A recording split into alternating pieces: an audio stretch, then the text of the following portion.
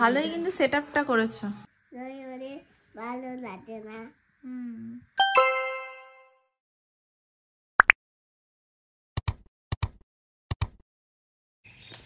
Good morning everyone, welcome back to my channel and a brand new blog. আশা করি তোমরা সবাই খুব ভালো আছো, সুস্থ আছো। আজকে 30 ডেজ ব্লগ চ্যালেঞ্জের আমার ডে 2।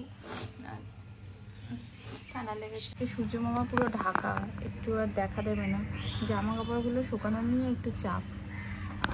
তো আজকে হলো মঙ্গলবার, আদু ঘুমাচ্ছে। আদুর এখানে কথা বলবো না। আমি বানাচ্ছি শুভর টিফিনটা। ও ওটস অমলেট নেবে। আমার না ওটস অমলেটটা খেতে একটু ভালো লাগে না, তাই জন্য আমি মা ওই জন্মদিনের দিন আমাকে বিট গাজরের তরকারি দিয়েছিল, মানে আমিই করেছিলাম, কারণ মায়ের হাতে বিট গাজরের তরকারিটা আমার খেতে খুব ভালো লাগে, যেটা আমি ওরকমভাবে বানাতে পারি না। আর এমনিতে আমি খুব ভালো একটা রান্না করতে পারি না, ওই কাজ চালানোর মতো। তো যাই হোক, সেই জন্য মা ওটা দিয়ে গেছিলো। তো কালকে ওটা দিয়েই মুড়ি নিয়ে দিয়ে গেছিলাম। আমার ওটা দিয়ে মুড়ি খেতে খুব ভালো লাগে। আর আজকে আমি ভাবছি তরকারিটা একটু গরম করে নিয়ে চলে যাব, আর অফিস থেকে দুটো রুটি নিয়ে নেব।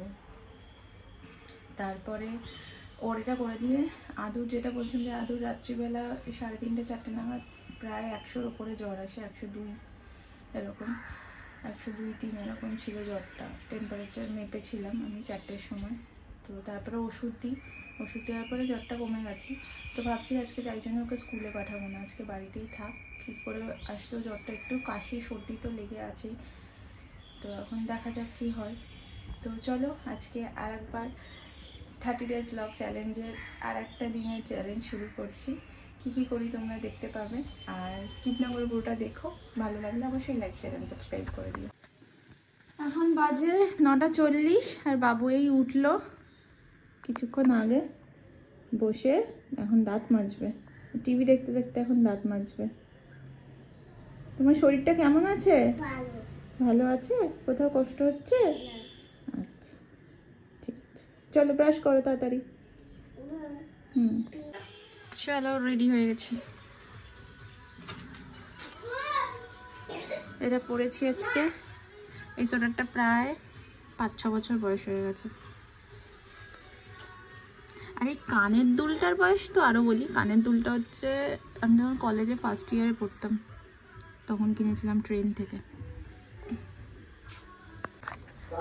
আজকে এখন বাজে হচ্ছে 6:30 মতো। একটু তাড়াতাড়ি রান্না করতে যাচ্ছি নিচে, তার কারণ হচ্ছে যা ক্যাপ্টেন আমেরিকা নিচে পড়ে গেল। তার কারণ হচ্ছে আজকে একটু যাবো মায়ের কাছে, সংক্রান্তি তো, মায়ের তো পিঠে করেছে, একটু পিঠে আনতে যাবো, তাই তাড়াতাড়ি রান্নাবান্নাটা করে গেছি। আজ এখন 9টা আর আমরা বেরোচ্ছি। আদুকে বলেছি, আদু নিচে আছে, আমি আর শুভ যাচ্ছি মায়ের কাছে পিঠে আনতে। চলে এসেছি পিঠে আনতে এখন আমি। ভালোই কিন্তু সেটআপটা করেছো। শুভর জন্য মালপোয়া। চলো